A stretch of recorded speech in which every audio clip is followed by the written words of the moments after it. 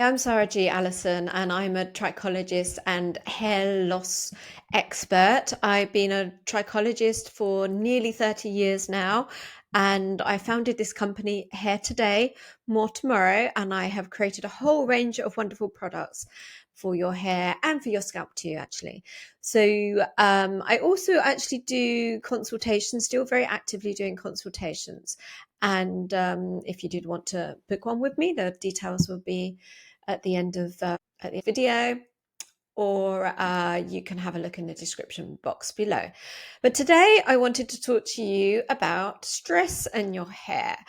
I literally just shot the video before this, was about a personal issue that I'm having, and a lot of my clients will be aware of this already because I've been writing little snippets of updates in my newsletters to them, and every time I see somebody for a consultation, or they happen to give me a call, everybody is very, very kindly asking me about my situation. So my situation, if you don't know, is that I have a missing pet duck, and so she is extremely precious to me. She is literally my baby. Nurtured her as a little egg, and so I love her very much. So she went missing on the 2nd of March, and I have been going through a great deal of stress and anxiety myself about this situation,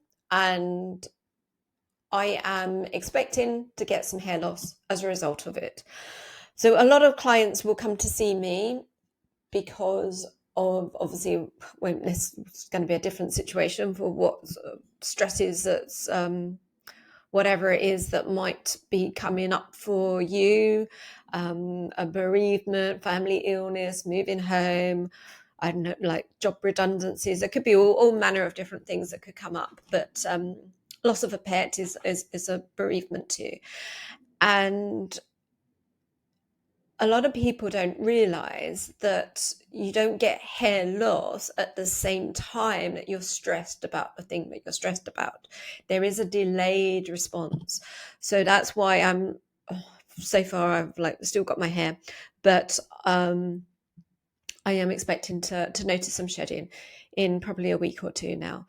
So it's just to let you know that if you think that, oh no, why am I shedding now? And you don't, and I'm like, but I'm fine, I'm not stressed. But it could be that like 100 days ago, you were stressed at that time about something, and 100 days later actually forget about it, that you'd have actually forgotten, because even though you were so super stressed that it caused you to lose your hair, that 100 days later, the situation's probably passed and almost forgotten about. So you have to kind of look in your diary. So it happens to me, I do get hair shedding. There's sometimes when I have very stressful situations, and bereavements being obviously the main thing that I can't really control. If you do get shedding, what I do, my little tip, is to ask Siri or your phone, or what was the date 100 days ago? So that's what I do to my phone. Siri, what was the date 100 days ago?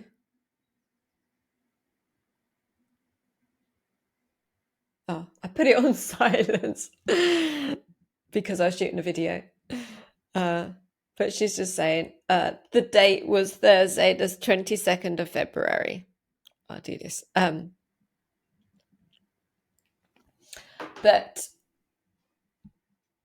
it's a good gauge. It's a very good gauge. Now, the thing about stress is, when you come to your hair loss, is that you will have hair loss related to how many days you were stressed for. So supposing you were stressed for a week, that would be nice, wouldn't it, if it's only a week? If you were stressed for a week, you might get a week's worth of shedding, but 100 days later.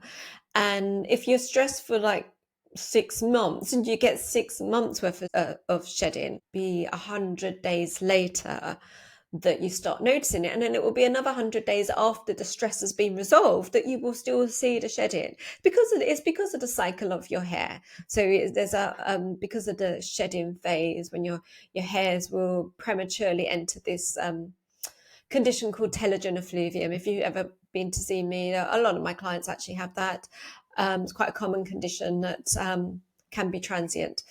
So I can talk some more about telogen effluvium in another video, but for now I just wanted to talk a little bit about the stress and how that can affect your hair, and just to watch out for it, because if that is happening, it will pass if it is only stress that's related to it. But in the vast majority of my clients that come to see me because of a stress that's triggered their hair loss, there's usually other factors going on as well. There's some nutritional things to work on, or maybe a thyroid imbalance or something like that. There's usually some other reason, which is why when I do the consultation, I can look at other reasons why you might be losing your hair. And obviously you need to maximize everything to regrow going forward. So yes, it will regrow if the situation resolves itself, but you want to optimize your hair regrowth, and that's what I'm really good at helping you do.